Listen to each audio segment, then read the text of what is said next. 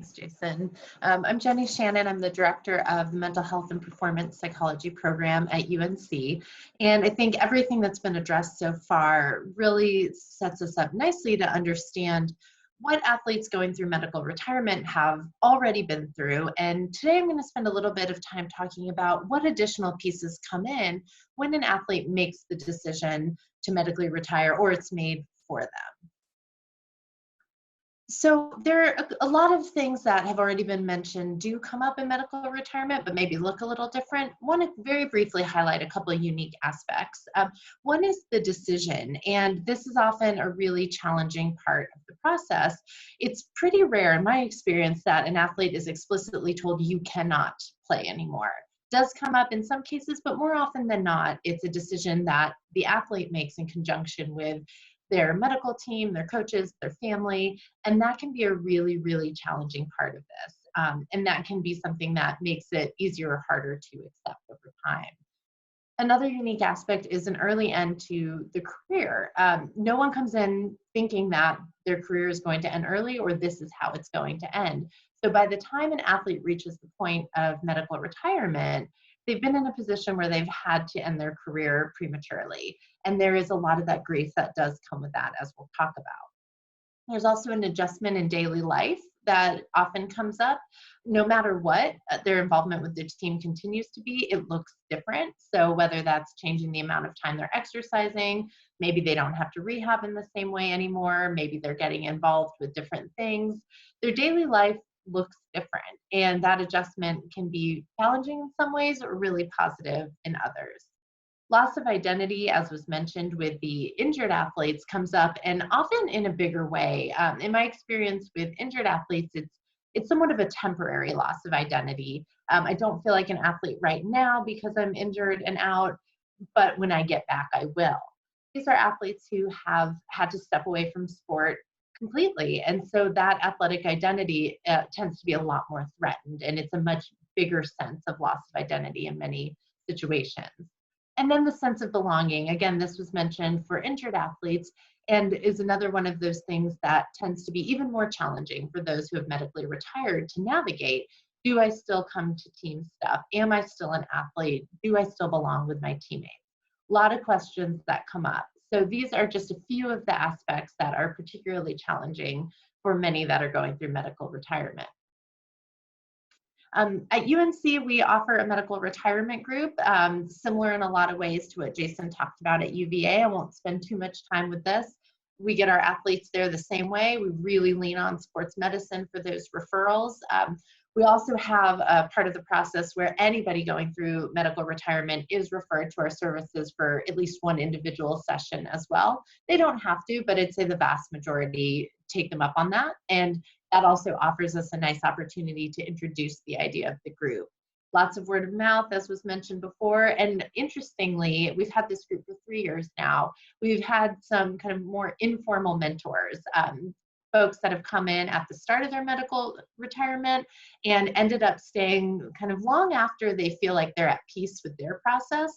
They remain a part of the group to help those that are newer in the process, which has been a really cool, somewhat unexpected aspect of it. Our structure has been a weekly evening group. We've typically met about 8 weeks each semester. We have everyone in different stages from considering medical retirement to over a year out of medical retirement, which brings a lot of really cool perspectives. We tend to check in at the beginning and see where everybody's at and let that guide the discussion. But myself and any other facilitator we have, we always come in with topics and discussion prompts as well to just kind of guide the group if there isn't anything in particular. Some of the relevant topics you can see here, again, you'll see some overlap with everything that's been discussed so far. So we'll come in, we'll introduce the topic, we'll have some discussion prompts, and all of these have led to really good, meaningful discussion. So I'm going to spend of the time left talking about some of the lessons we've learned through this group. I've been fortunate to partner with one of our faculty members, Dr. Jeni to do some research on our medically retired athletes who go through our group process. And so I've pulled out some quotes that you can read as I'm talking through these that maybe just highlight some of these lessons we've learned along the way and then have been backed up through this qualitative research we're doing.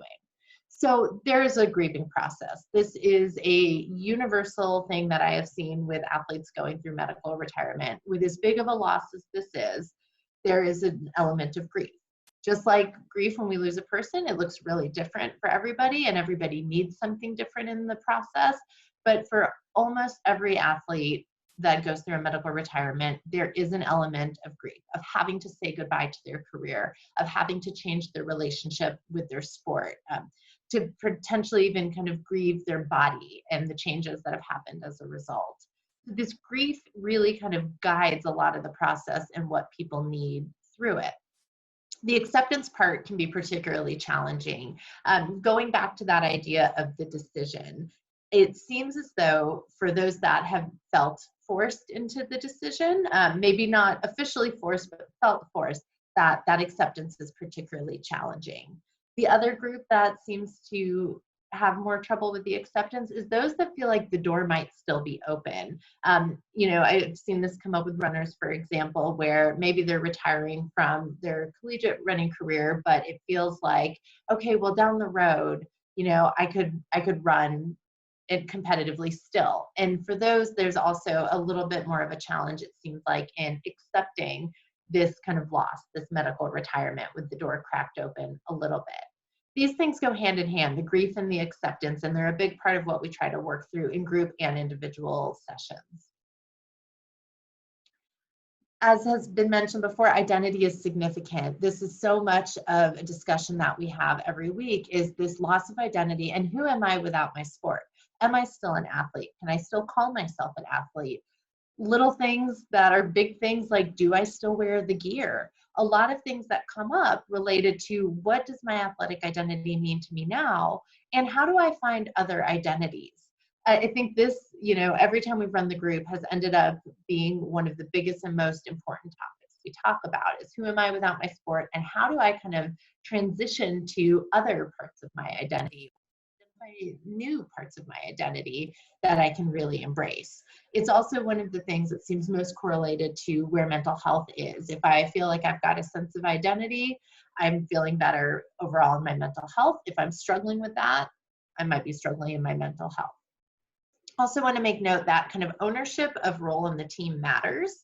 What I mean by that is to what degree an athlete stays involved in their team. And to what degree that's what they want. So athletes seem to vary quite a bit in whether or not it feels helpful for them to stay connected with their team or step back from the team. But in my experience and what's come up in these groups is allowing them to have some ownership of that. Do you want to stay involved? Do you need to step back from now? And if you stay involved, what are the different ways that can look? And then, a couple ones that feel obvious, that support helps and connection helps. But again, we're hoping to especially back this up with this research that it's become really significant for athletes to be able to connect with each other, to have that sense of like, okay, somebody gets it. These people get it. And so that support from within the group where they have kind of maybe a mentor relationship to learn from someone, or just the sense that they are not alone and that other people are going through exactly what they're going through or something pretty similar. Having that connection to be able to talk with somebody who can hear it and understand it and not try to talk you out of your feelings or not try to tell you it's not that bad. Having that connection was significant. And one of the things we've seen from the groups time and time again is it builds connection beyond the group. It allows these athletes to continue supporting each other and connecting well after the group ends and to build new relationships that can be really powerful. And then lastly, identifying that there's often growth. One of the concepts we're working with in this research we're doing is the idea of post-traumatic growth, that out of a traumatic event, growth can happen. And this is something that tends to come up for, I think, most athletes going through this process and was also mentioned for injury, that you can come out of this having grown in terms of your sense of self, in terms of finding strength, in terms of feeling like you've learned something about yourself, or it's made you who you are. I hear this all the time from our student athletes that have gone through a lot with injury and retirement is, I wouldn't be where I am without this. You know, I don't wish it happened, but it has made me stronger. It has made me who I am.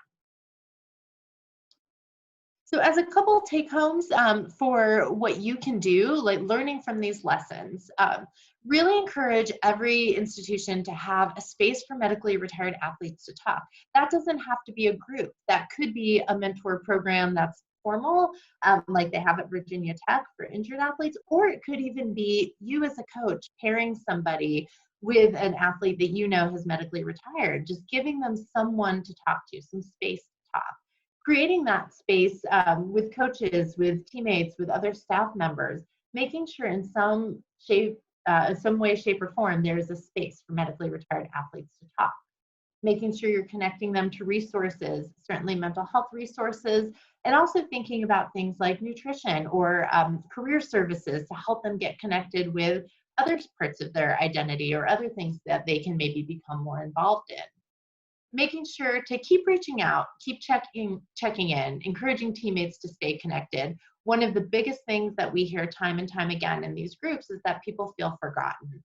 They feel that after that initial medical retirement, the support comes pouring out, and then they feel really forgotten or feel like people don't remember that it's still hard 2 months down the road, a year down the road. So making some efforts to check in, to just ask how they're doing, how they're really doing, and encouraging teammates to do the same.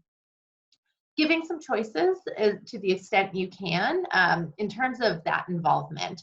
Do they want to be around the team, or is that too painful right now? Is it helpful to stay around the team? And if so, providing a role for them and not just taking film, like certainly something like that is useful and helpful, but trying to find a meaningful role. Is there a way you can say, hey, here's how you can support your teammates? Here's how you can help me as a coach, whether that is more of like a student athlete coaching role, whether it's a specific support role they have, but really defining here's how you can contribute, here's how you can make a difference, and then actively valuing that role, honoring that, naming that, letting them know when what they've done has been really helpful so they feel some value in that role. This has been one of the most important parts for support for medically retired athletes moving through their process.